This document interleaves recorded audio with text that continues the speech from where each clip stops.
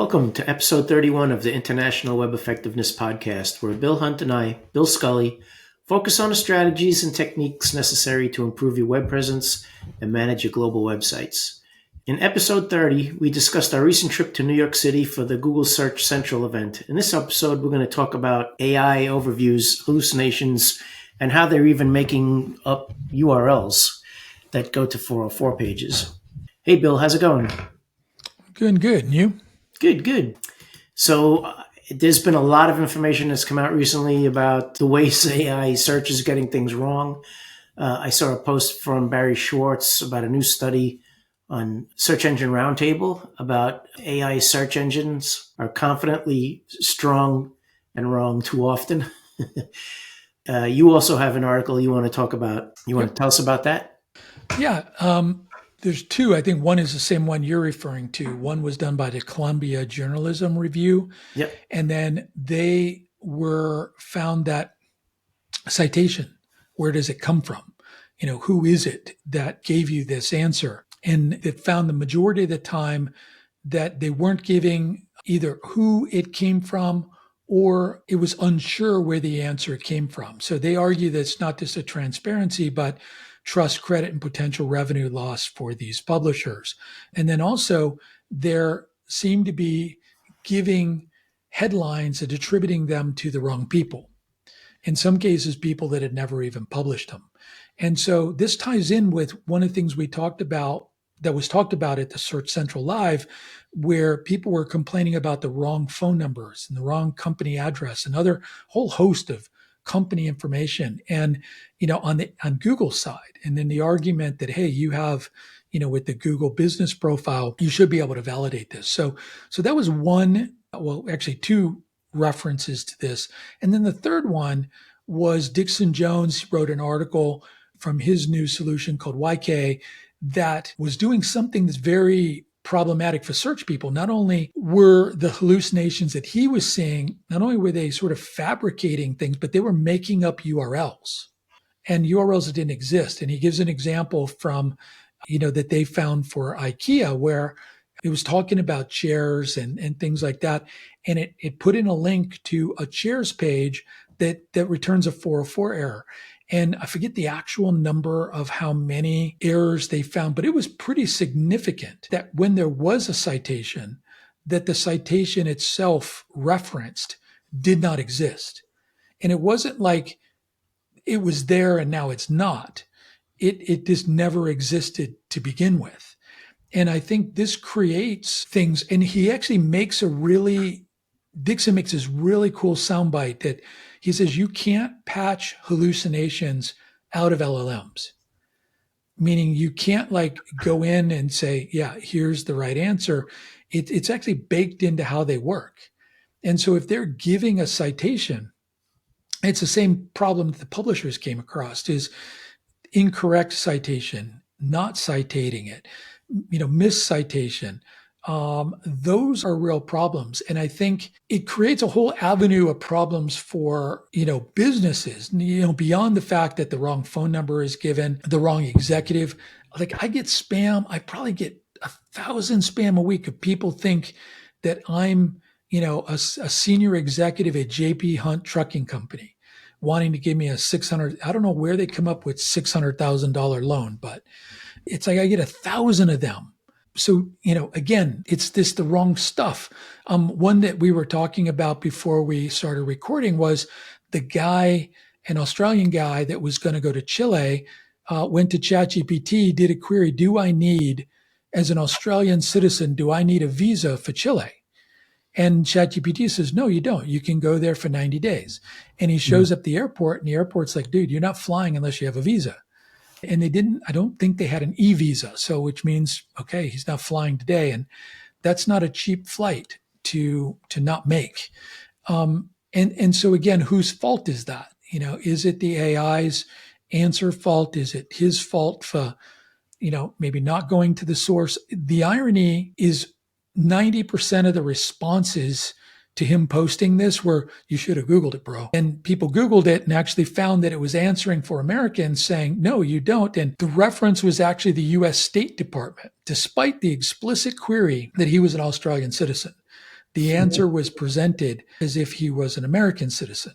So this is a problem, right? That this stuff it's wrong and it can cause real harm and damage. And so, we just want to make sure people are aware of this. I think anybody, we should be vetting from additional sources, but just like that Google response, that people assume Google is the trusted voice. And I have sort of a rant/idea that maybe we need to introduce some sort of authenticated results, similar to like they have with, in order to have pharmaceutical information, you've got to be you have to have a pharmaceutical license essentially. And I know with certain things you have to submit the license. And like in China, you have to actually put your company registration code on your homepage to show that this entity is a registered business. But anyways, I think it's a huge problem. Let's get some of your ideas where you see problems, and then let's talk about what companies can do. Sure. Yeah. So I hadn't given any thought into the broken links, but yeah, Dixon did this research, and he actually has a sort of a pie chart that breaks it down. And Gemini, 41% of the links were broken. ChatGPT, 38. That was ChatGPT 3.5. 4.0 was much better. It was only 13%, and Claude was only 8% of the links that were broken. And if you're in a hurry and you're doing some research, especially when you see what I would consider to be citations show up, I think that the information is right. So how many people are like just using research information wrong? That's pretty scary. And I know I've had a couple instances, like for our last podcast, I was trying to get some information specific to a Search Central event, and I was using Gemini.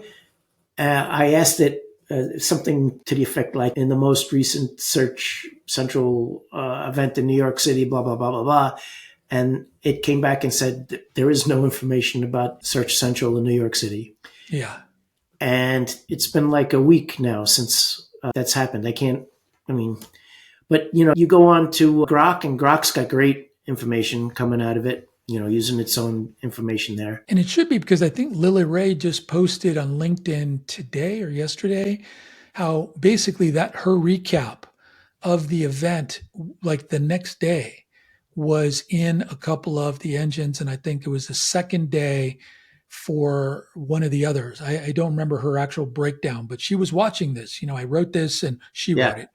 But this is her statement, that she had wrote it, put it out there in the wild, and obviously tried to work some magic to get it picked up, and mentioned, how and where it was being picked up and how frequently. So I think that's interesting because, again, it all goes back to when was that LLM trained? When was the data ingested? When did it process it? Because Motoko wrote this article about the capital shift, into emerging markets. And then I was just listening to Scott Galloway podcast yesterday, and he was saying as much as 60% of his portfolio, he shifted out of US stocks and into Europe and now more and more into Latin America.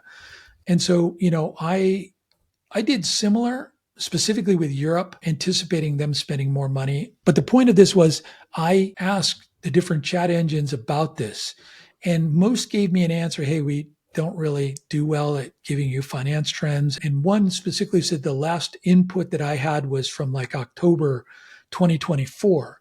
So didn't even have data necessarily to guide me, because I tried, like, as you did, try to reframe your prompt just to see what trends.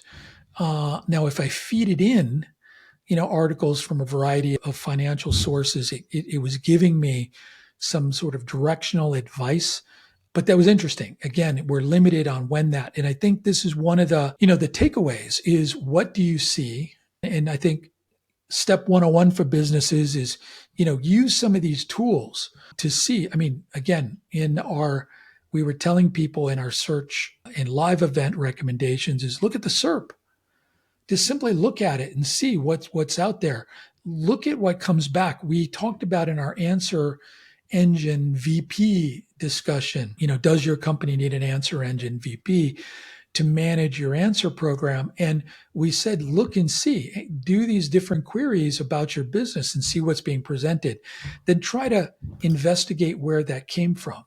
You can use YK, Dixon's tool, BrandRank, BrandRank.ai, Ahrefs, SEMrush. A lot of these tools now can at least tell you for your keywords and phrases what you're showing up for. But it's interesting. You mentioned on the previous episode asking like, who's the procurement manager for this company? Who's the CEO for this company? What is the whatever, refund terms? And a lot of times this stuff didn't come back. Now, I don't think there's anybody that I've ever met that would have these keywords in their keyword checking. So you may need, to think about, here's my questions about my business, and then let's see and have a whole separate set. And again, the point is, what is out there for your business, and is it good? Is it damaging?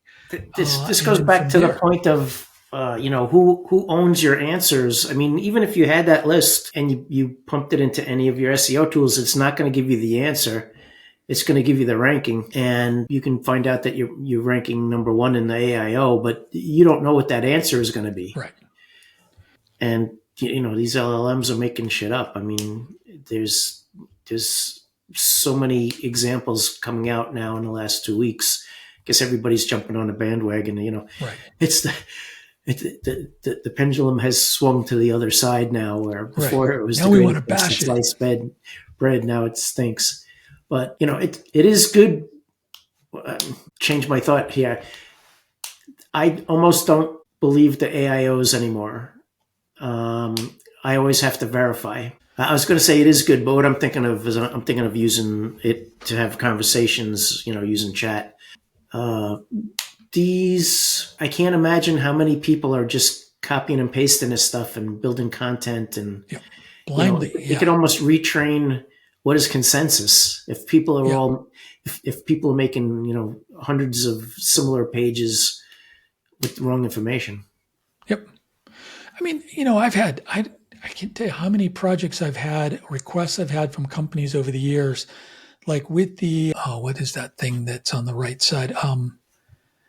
The knowledge graph, where it will pull in like the support number, or it pulls in a number. And companies say, that's not our support number, that's our main number. And we don't want support people calling into that because it's a different system. And, we got to get rid of that. Where the hell did Google get that from? And it's from some directory somewhere. Or somebody lazily put that into schema and didn't use the full schema on support. And then I've had you talk about the pendulum swinging, when I've seen companies that have paid somebody to build schema for them, and they just arbitrarily, they put in a support number, and then the support number appears in the knowledge graph, and they're like, my God, get that down, because the last thing we want is people calling support. Our support calls have went up 5,000%, and it's costing us a ton of money, and we want to bury that number, so get it out of there. So there's all these things, and again, if we're not checking this, I think to your point, like we used to do with rich snippets in Data Prism, we used to pull back all, we wanted to know, did we have a rich snippet? And if we did have a rich snippet, A, is there a rich snippet for the question? B, do we have it? And so if we had it, then that would trigger us to basically look at it. And I'm going to leave look at it sort of open. But you can scrape it, you can physically look at it, and then, maybe have it match to what you'd like it to have. Again, if you've got an answer management database, as we've been advocating, then you can compare the two. But that would require you to extract that or have a human look at it. But the point is, if you have one, and again, everything in, our 80-20 rule, right? What is the most impactful for your business? Yeah. While I'm thinking of it, I want to come back in the article that we wrote on Answer Management VP.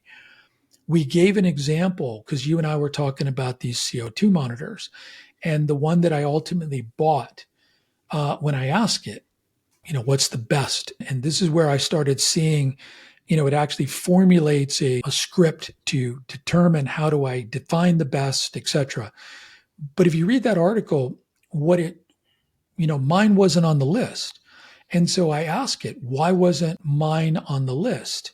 And it came back. First thing it said, we didn't find many sources referencing the one you bought. And then, it went through, I think it was 11 points of why mine wasn't. One doesn't appear to have the certification. So every one of them was something to tell me, hey, I should make sure I have this. I should do some promotion around this so that other people, and at the end of the day, the one that was recommended, the page that it got most of these answers were from what I would define as an overly spammed page, because it's like a recipe. This is why grandma liked it. This is why grandma used this particular type of brown butter. And, it was like every conceivable iteration was baked into this like 200 printed page long, treatises on CO2 detectors. And that's what it was using, because it did have all of this information. So companies, I think, really need to, like we said, if you're seeing this, try to source where that information is coming from. Are you the source? So obviously you can correct yours. It's not like you can, hey, let's tweak this page. And, you've got to wait for those cycles. So this is something you've got to get on very quickly. So one of the things, I haven't actually done this myself, but one of the things that came out of Search Central was the feedback. There's actually a thumbs up, thumbs down, and you can actually provide feedback for inaccurate answers. Yeah, and like they said, if you click the down thumbs down, then it pops up a feedback window.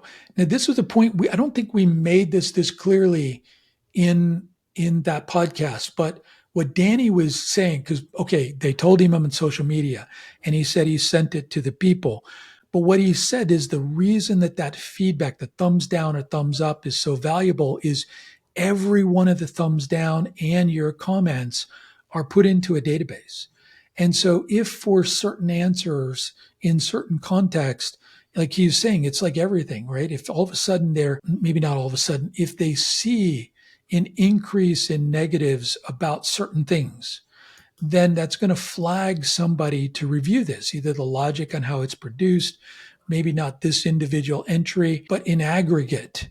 So again, like I put in our article that we wrote, sort of capturing these thoughts was, sort of give feedback early and often when stuff is not gelling. So if it's the wrong phone, especially if it's in Google's AI answers, then, give the feedback. Hey, it's wrong. It's wrong. It's wrong. It's wrong. It's wrong. Then hopefully that will trip a switch where either they'll, because remember the difference between Google and Bing and everyone else is they have the search engine that they can tap into. And one thing we didn't even talk about, this was my second rant for that, schema. There was 3 things they said about schema. One is that they use it in their system, and Bing said they use it in theirs, so they use it in Gemini. They confirmed it's in Gemini, and obviously Google is using it. And what he said was interesting is we use it because we have an infrastructure that extracts it, and B, we have an infrastructure that uses it. And he said, the more sites that use these, the more valuable it is to anybody processing them.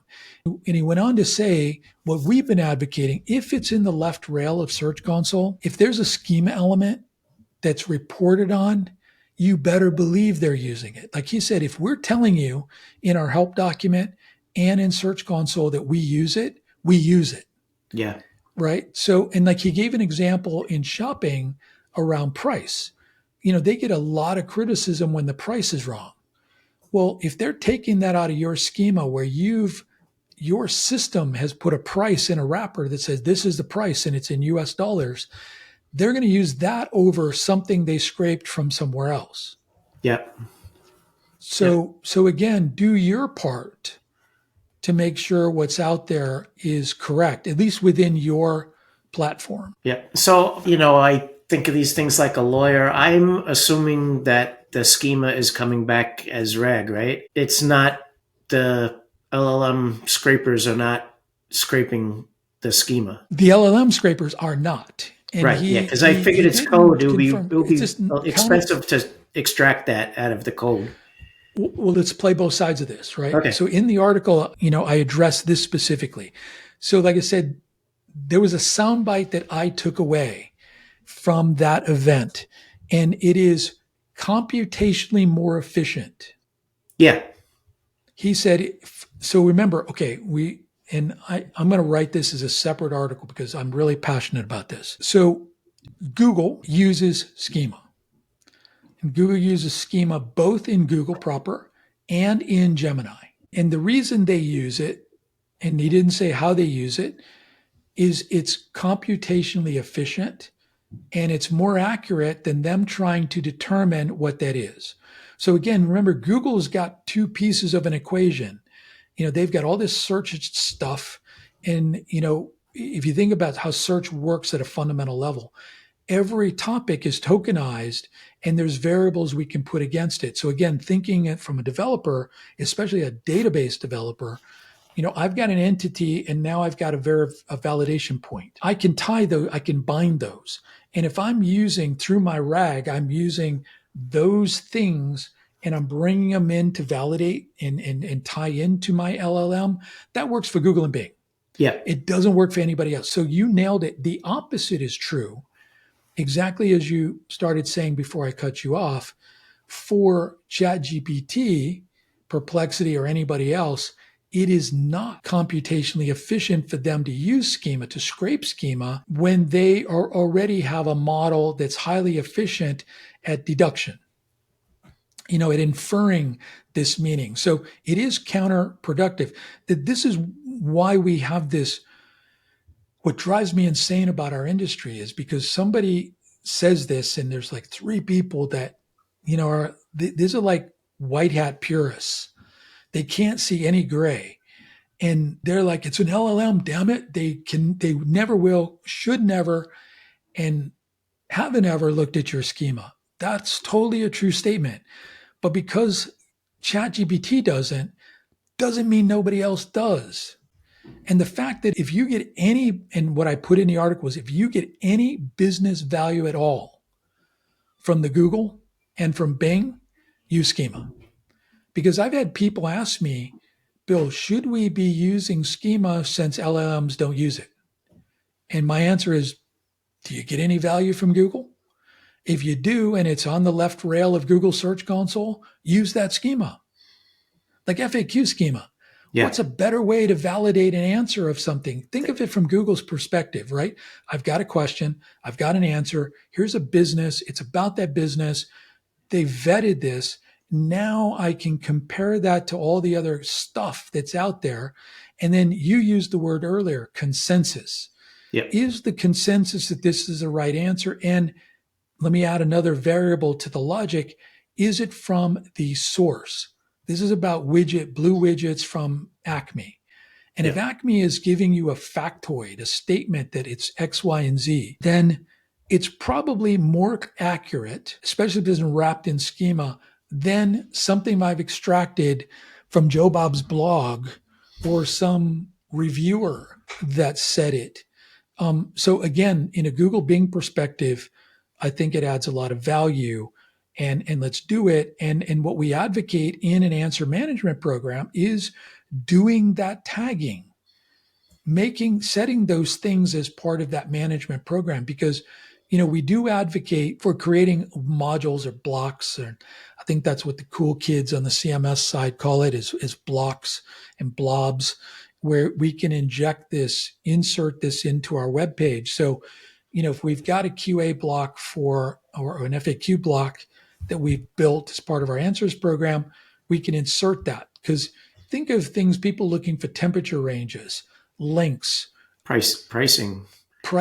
There was something I was looking for the other day, was a weight or a dimension on something. And I was getting like 15 different answers. And at the end of the day, I'm like, all right, let me stop being lazy and let me just go to the website and look on their specifications page. But anyways, think of what's being asked, how it's being answered. And you're never going to get all this because there'd be gazillions, but think of what's most important, things that are price, things that are, anything that's sent.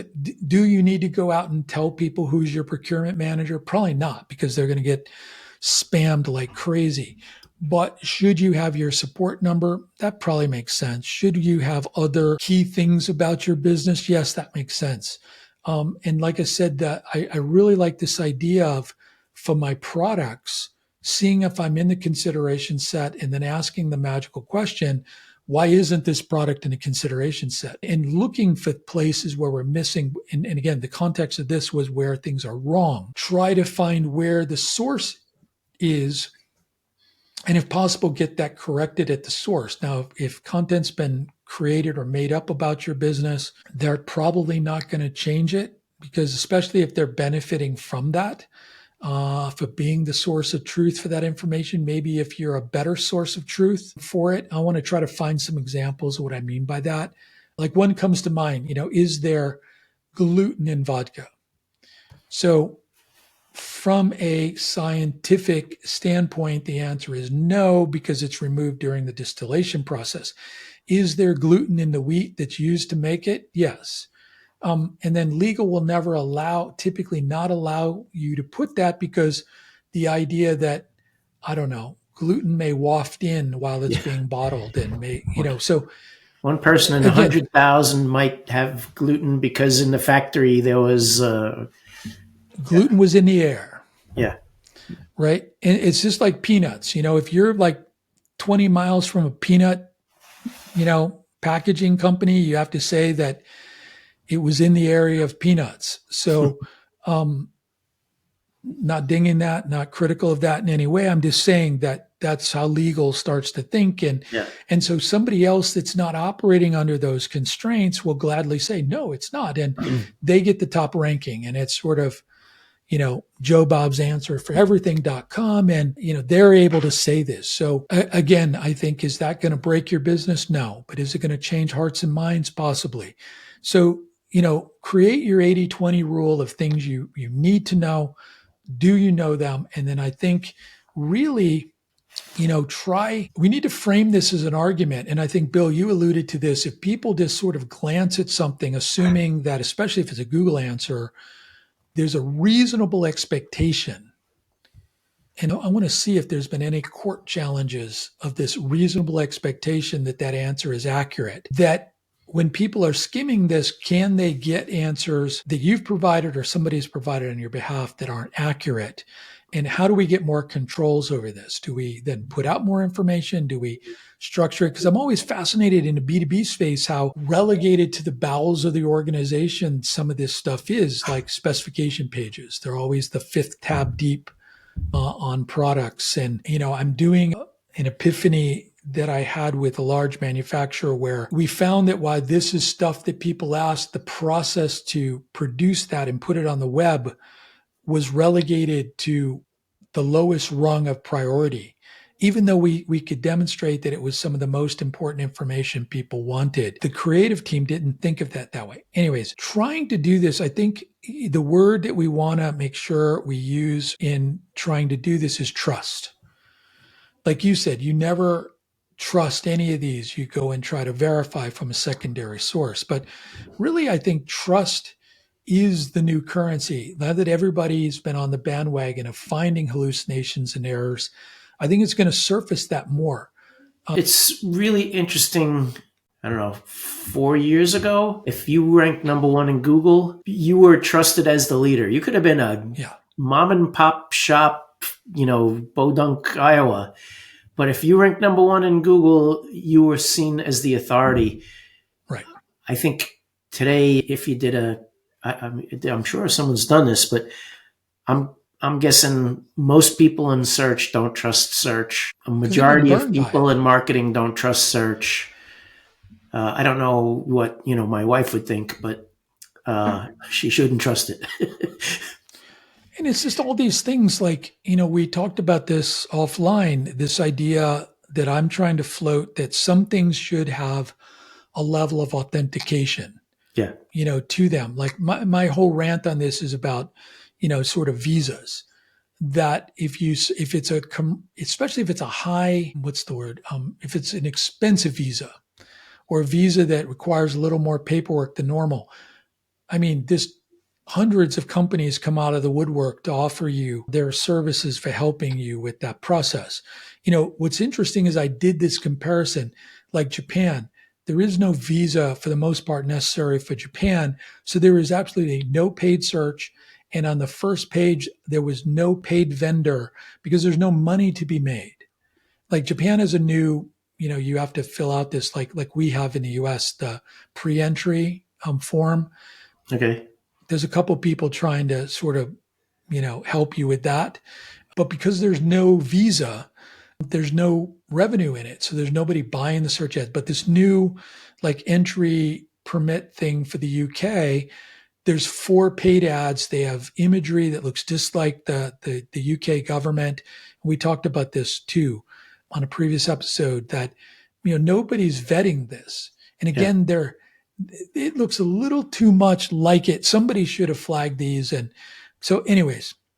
But, to Google's credit, I just saw something from Brody Clark, the ratings. Google is actually now starting to show ratings differently based on what he thinks is their trust in them. So you'll see the star, but if they trust you, it'll show you the score of the star and the number of ratings. And I think this is his words, like if they don't trust you, you'll just see the star image, no number next to that. So like you said, even Google's got to start trying to figure out how to verify this stuff. Right. I want to remind people of our free Facebook group where we use that as an opportunity to discuss these things, and you can ask any questions you want. You can also suggest ideas for upcoming podcasts. You can find that by searching International Web Mastery Free Group.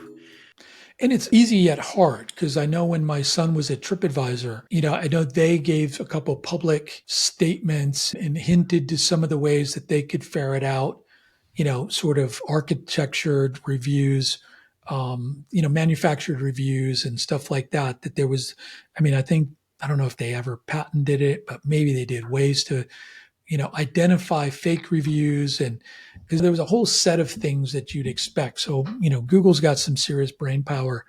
So I'm sure they've done it. And it just makes sense, right? Because at the end of the day, it's all about trust. And so we imagine, like this Australian guy, who's he going to blame? Is he going to blame ChatGPT? Is he going to blame, I don't know, the embassy? Is he going to blame, who do we blame? When it's faulty information, like all these phone number scams around. It's like I've had 4 or 5 people tell me, especially in Amsterdam, when they fly in and miss their flight and then they're connecting like from Delta to KLM. And I'm not ragging on KLM, but in 3 of these cases, there were people that missed a KLM flight. They Googled KLM customer service, and then, on their phone, they could just click the number. And it was basically a fake call center. And they, basically, we reschedule you.